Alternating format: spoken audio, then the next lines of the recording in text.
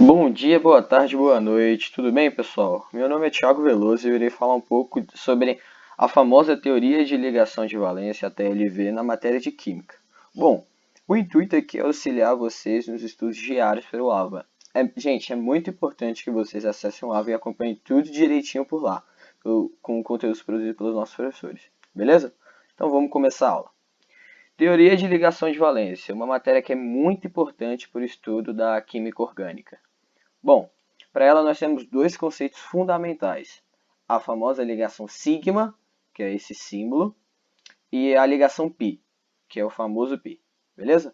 Bom, na ligação sigma, ela é uma ligação composta basicamente por uma ligação frontal, uma ligação direta entre os dois núcleos, em que a gente tem uma linha passando por esses dois núcleos, no caso as ervilhazinhas, com os elétrons entre eles, beleza?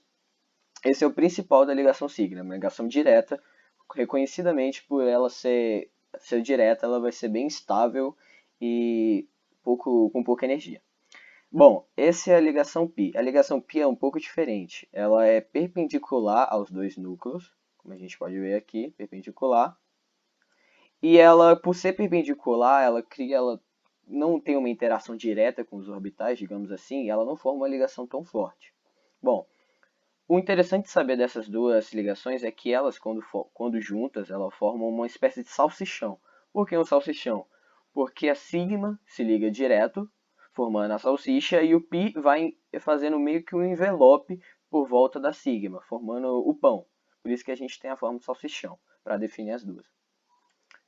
Mas, de modo geral, os químicos conseguiram achar o seguinte, que para uma ligação simples a gente vai ter uma sigma. Para uma ligação dupla, a gente vai ter uma sigma e uma π. E para uma ligação tripla, a gente vai ter duas π e uma sigma. Ou seja, de modo geral, a gente vai ter sempre pelo menos uma sigma. E o resto vai ser π. Beleza? Agora pausa o vídeo por um tempinho para ver quantas ligações sigmas e quantas π nós temos nessa molécula. Bom, nessa molécula, então, a gente vai ter o seguinte número de ligações sigmas. Como todas essas aqui são todas sigmas, então a gente já pode ir demarcando. Sigma, sigma. Nós teremos uma sigma nessa, outra sigma nessa e outra sigma nessa dupla. E por último aqui. Beleza? Então nós temos 1, 2, 3, 4, 5, 6, 7, 8, 9, 10. Então teremos 10 ligações sigmas. Para a ligação π, nós temos o seguinte. Como é somente duplas e triplas que temos, nós temos que analisar justamente essas. Bom, aqui nós temos a nossa dupla, aqui, uma outra aqui e outras duas aqui. Então, portanto, nós temos 1, 2, 3, 4. Então, nós temos 4 ligações π. Bom, e a hibridação? Esse tópico super importante para essa matéria. Bom, hibridação é o momento em que a gente tem como principal finalidade a diminuição da energia total da molécula para ela se tornar mais estável. Bom, como é que ela faz isso? Como é que ela se torna mais estável? Por meio dessa tal hibridação. Bom, a hibridação não passa nada mais do que você juntar dois orbitais, juntar alguns orbitais, e promover elétron para esses outros orbitais, de modo que a gente diminui a energia total da molécula.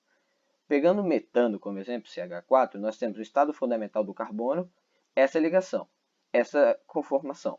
Bom, nessa conformação, o carbono só pode fazer duas ligações, ocupando estes dois orbitais. Só que, na realidade, ele faz 4 ligações.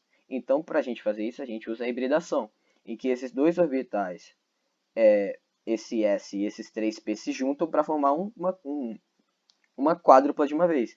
E este elétron é excitado para esta caixinha, formando os 4 elétrons disponíveis para a ligação. Bom, os tipos principais de hibridação que a gente vai precisar ver aqui na química orgânica, principalmente, são as hibridações sp3, que ela é composta por um orbital s e 3p's e tem a forma tetaédrica. Bom, para esse exemplo, nós temos principalmente o metânio e a amônia.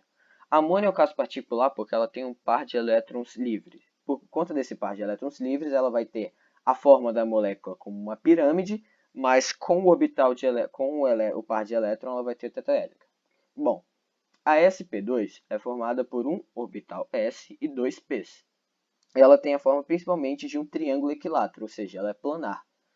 E os principais exemplos exemplos que nós temos são o tridreto de boro e o trióxido de enxofre, beleza? E por último nós temos a sp, que ela é formada por um orbital s e um p. Ela, portanto, é linear. E os exemplos principais que nós temos é o dióxido de carbono e o dihidreto de berílio. Bom, tome um tempinho agora para poder resolver essas duas moléculas e descobrir a hibridação. Bom, eu não vou resolver aqui agora, mas se você tiver dúvida, você pode me procurar no fórum do AVA, caso precisar. Mas essa aqui vai ter uma hibridação do tipo sp3 e essa vai ter uma hibridação do tipo sp2. Bom, pessoal, essa foi a aula de hoje. Eu agradeço muito a atenção de vocês e gostaria também de pedir que vocês acessem o AVA agora para poder rever esse conteúdo e ver tudo que os professores estão pondo em prática, beleza? Valeu, pessoal. Para fechar, não se esqueçam que nada é grande demais para aprender e nem pequeno demais para ensinar. Bons estudos e até mais!